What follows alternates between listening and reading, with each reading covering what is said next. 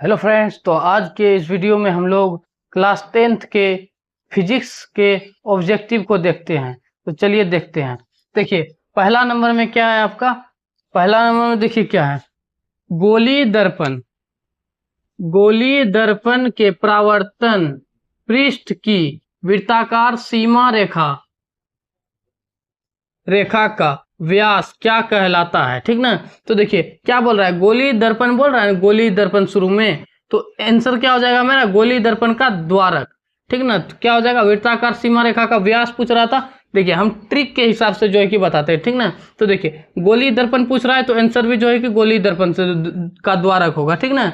तो चलिए दूसरा नंबर को देखते हैं। दूसरा नंबर में क्या है, देखिए दंत विशेषज्ञ किस दर्पण का उपयोग मरीजों के दांतों का बड़ा प्रतिबिंब देखने के लिए करता है। यानी कि देखिए इसमें क्या बोल रहा है, दंत विशेषज्ञ यानी कि दांत का डॉक्टर जो है ना, मरीजों के दांतों का बड़ा प्रतिबिंब, क्या बोल रहा है, बड़ा प्रतिबिंब देखने के लिए बोल रहा है। किस लेंस मतलब किस दर्पण का उपयोग करता है। यानी कि देखिए इसमें क्या बोल रहा है, बड़ा प्रतिबिंब, यानी कि बड़ा देखने के लिए कौन सा, देखिए मेरा मतलब देखिए दर्पण मेरा कितना, मतलब नॉर्मली बता रहे हैं हम, कितना होता है, उत्तल दर्पण, अवतल दर्पण सबको याद रहता है, उत्तल दर्पण और अवतल दर्पण, ठीक ना। ये दोनों जो है कि सबको याद रहता है, ठीक ना, ये दोनों सबको याद रहता है। पर हमको क्या, बड़ा प्रतिबिंब देखना है ना, बड़ा प्रतिबिंब, तो बड़ा प्रतिबिंब के लिए बड़ा वाला जो है कि निकाल लेना है, ठीक ना। बड़ा प्रतिबिंब के लिए बड़ा वाला आंसर होगा, तो क्या हो जाएगा आंसर, अवतल दर्पण, ठीक ना। चलिए आगे चलते हैं। ठीक इसी तरह याद करना, याद करने का ट्रिक बता रहे हैं आपको। बड़ा प्रतिबिंब पूछ रहा है तो बड़ा वाला हो जाएगा, ज्यादा अक्षर वाला, ज्यादा अक्षर वाला हो जाएगा, ठीक ना। चलिए उसी तरह जो है कि अगला देखते हैं। यदि किसी बिंब का प्रतिबिंब का आवर्धन ऋणात्मक है तो उस प्रतिबिंब की प्रकृति क्या होगी। यानी कि समझिए बिंब की प्रकृति पूछ रहा है, और देखिए क्या बोल रहा है, आवर्धन जो है ना ऋणात्मक होगा, ऋणात्मक होगा यानी कि माइनस में होगा, ऋणात्मक होगा तो उल्टा, बस हमको इसी से याद रखना है, ऋणात्मक होगा तो उल्टा, ठीक ना।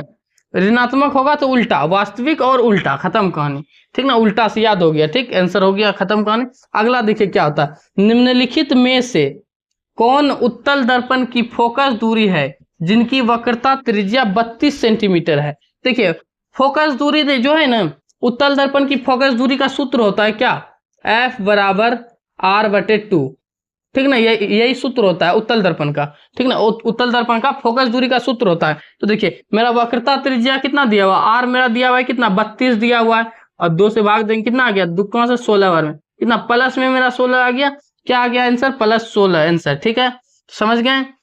F बराबर R/2 होता है, और उत्तल उत्तल है इसलिए प्लस में होता है, यानी कि पॉजिटिव होता है, ठीक। अगला देखिए, परावर्तन के नियम से निर्धारित होता है।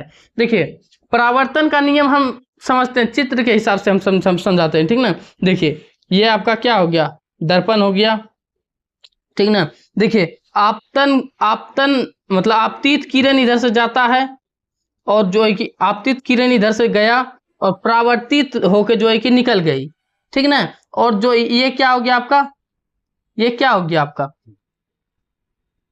ये रेखा हो गया आपका, ठीक ना। और इसमें जो कोण बनता है ना, कोण, इसमें इसको क्या बोलते हैं, आई बोलते हैं, आपतित कोण, क्या बोलते हैं, आपतन कोण बोलते हैं, आपतन कोण, ठीक ना, आपतन कोण बोलते हैं। और यहाँ जो बनता है ना आर, यहाँ जो आर बनता है इसको बोलते हैं परावर्तित कोण, ठीक ना, परावर्तित कोण, परावर्तन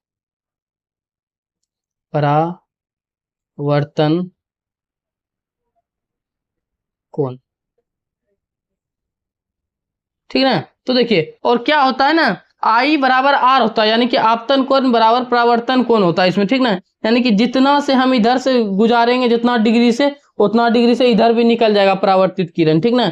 और ये चिन्ह मेरा क्या हो गया, ये देखिए ये हो गया मेरा अभिलंब, ठीक ना, ये अभिलंब हो गया, ठीक ना, ये अभिलंब हो गया, इस चिन्ह को हम लोग अभिलंब बोलते हैं, ठीक। उसके बाद देखिए क्या हो गया आंसर हमारा, आपतित कोण मतलब आपतन कोण बराबर परावर्तन कोण, ठीक ना। तो अगला जो है कि अगला 5 और ऑब्जेक्टिव देखते हैं, ठीक ना, अगले स्लाइड में।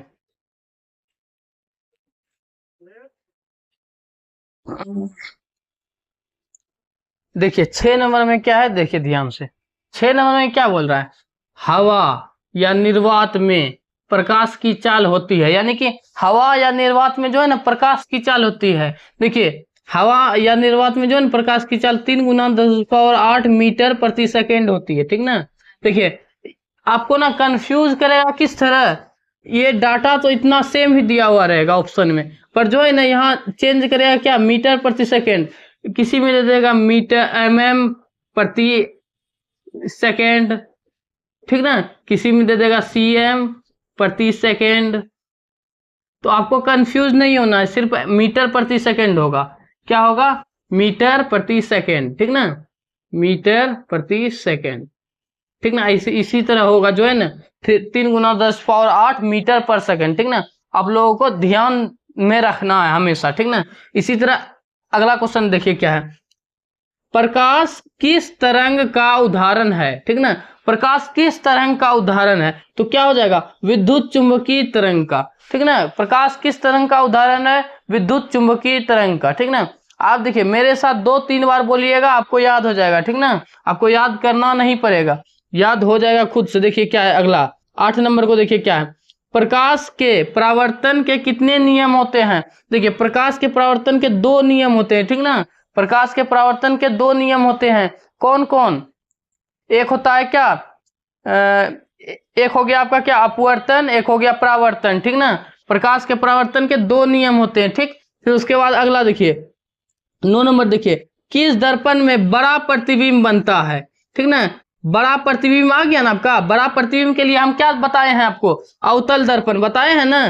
तो देखिए क्यों बताए हैं अवतल दर्पण, क्योंकि देखिए उत्तल दर्पण ना आपका, उत्तल दर्पण, उत्तल अवतल,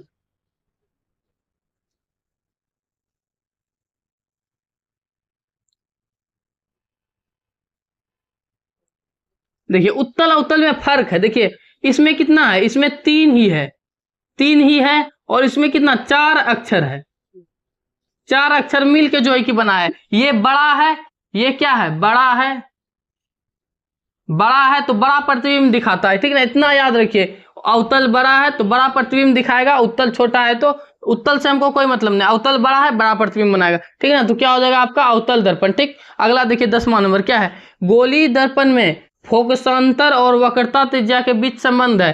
फोकसांतर को हम एफ बोलते हैं और वक्रता त्रिज्या को आर बोलते हैं। तो हम क्या बताए थे पिछले बार भी, उत्तल दर्पण का बताए थे ना, एफ बराबर r/2। तो क्या हो जाएगा, एफ बराबर r/2, ठीक ना, यही हो जाएगा संबंध। तो क्या हो गया, एफ बराबर r/2, ठीक ना।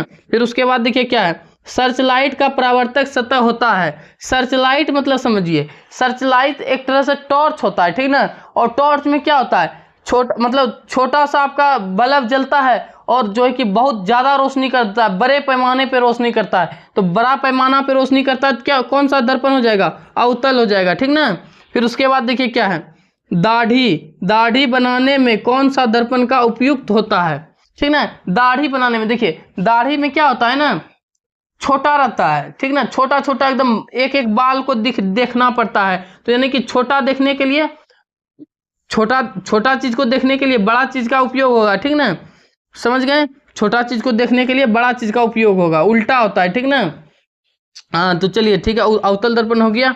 तो ठीक है,